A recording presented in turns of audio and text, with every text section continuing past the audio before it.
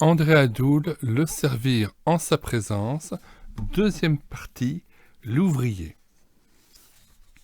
Consacre à ton service. Consacre à ton service mon cœur et mon esprit en vivant sacrifice au Seigneur Jésus-Christ.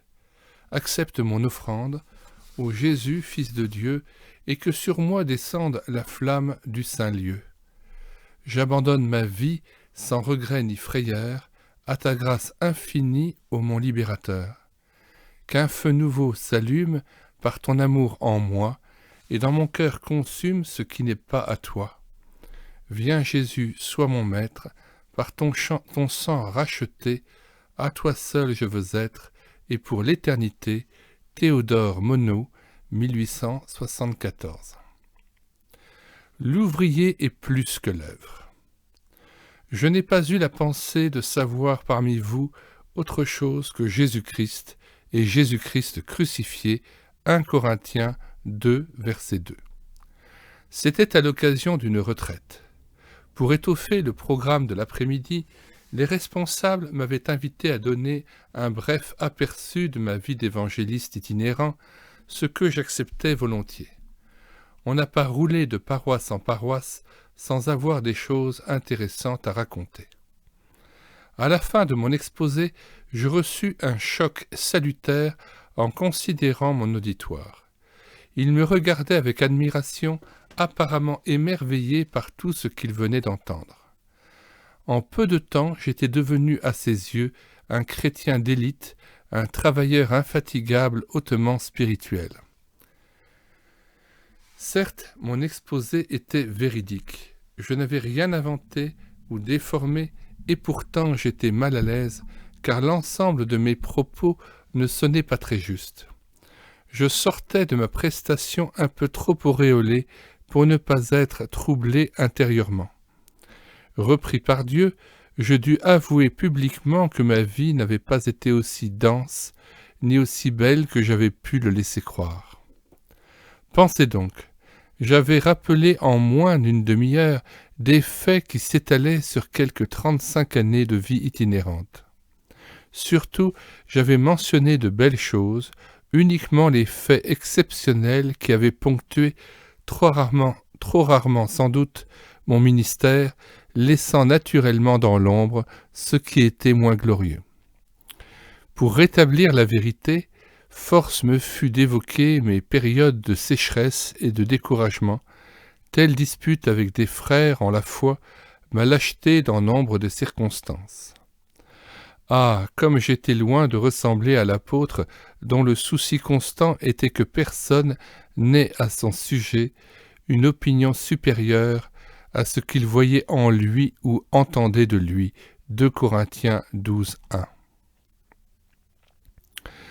En petite note, Adoul dit que le titre de ce chapitre et son contenu nous ont été inspirés par un message donné à la convention de Keswick durant les années 40. De nos jours, trop de chrétiens ont la fringale de biographies ou de récits sensationnels, du moins si j'en crois le succès d'une certaine littérature riche de faits merveilleux. Des prodiges et des visions à toutes les pages. Sans nier ces faits étonnants, cette littérature me laisse perplexe justement parce qu'elle passe sous silence une partie importante de la vérité, elle ne dit pas tout. Quiconque a la boulimie de tels écrits est candidat au découragement s'il considère le côté banal, plus prosaïque que merveilleux de sa vie de tous les jours. Poussé par le désir de devenir un chrétien exceptionnel qui force l'admiration des autres, il tombera sans le savoir dans l'épuisante recherche de soi. En général, les serviteurs de Dieu invités à donner un aperçu de leur activité se montrent plutôt contents de leur travail pour le Seigneur. Ils en énumèrent les fruits avec une certaine satisfaction, et c'est avec emphase qu'ils évoquent la vision de la belle tâche qui les attend dans l'avenir. Rares sont ceux qui paraissent déçus de leur action. Je me garderai de les critiquer puisque j'en ai fait tout autant. En fait, que de lacunes dans mon ministère. Si je m'attardais à considérer mon activité passée, je serais confus et cesserais d'agir. Pour tenir bon et persévérer avec joie, plutôt que de me prendre au sérieux et de me laisser abattre, je veux fixer les regards sur Jésus et attendre tout de lui. L'essentiel n'est pas ce que je fais, mais ce que je suis, et l'ouvrier n'a de valeur que s'il vit dans l'intimité de son maître.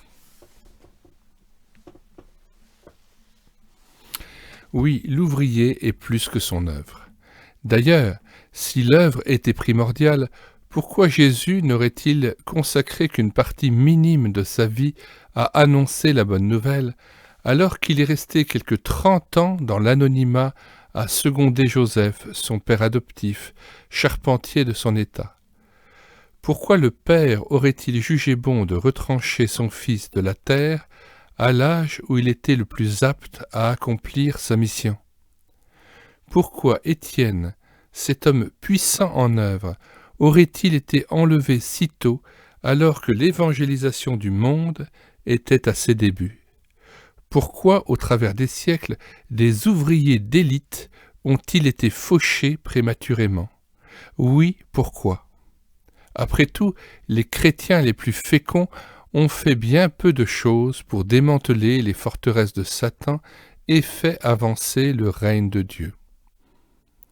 Demanderait-il à la minorité que nous sommes d'extirper le mal de la planète, de rétablir la justice parmi les hommes, de stopper les guerres qui ensanglantent l'humanité, de porter secours à toutes les détresses du globe? Ici, ne nous illusionnons pas. Ne nous illusionnons pas. Si nous avons eu quelques succès ou quelques satisfactions dans notre service pour le Seigneur, c'est à lui que nous le devons, et c'est lui seul qui doit en être glorifié. Le champ est à lui et les résultats lui appartiennent. La récolte est au divin vigneron, pas à nous. Acceptons une fois pour toutes ces vérités, remémorons-les, et nous serons gardés du découragement qui gagne tant d'hommes de Dieu. Il est vrai que la tâche est immense. Faut-il se laisser écraser par cette pensée ou se laisser entraîner dans un activisme stérile? John Wesley avait raison de dire « Je n'entreprends jamais plus d'ouvrage que je ne puis en faire, afin de conserver mon être intérieur en bonne santé. »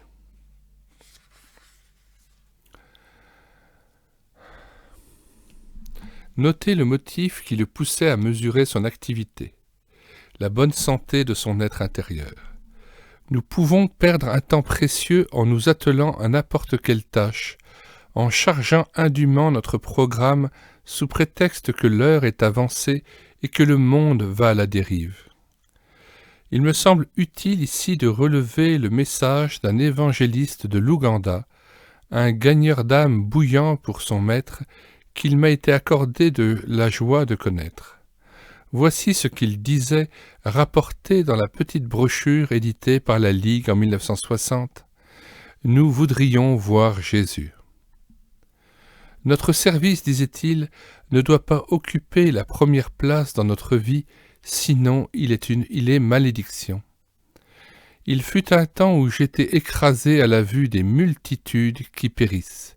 Le diable alors me disait « Regarde ces foules en route pour l'enfer, tu n'y peux rien. » L'adversaire cherchait à me détourner de Christ et à me faire oublier son œuvre sur le calvaire. Alors, angoissé, je portais chaque jour le lourd fardeau de ces âmes. Très tôt le matin, je priais pour leur salut.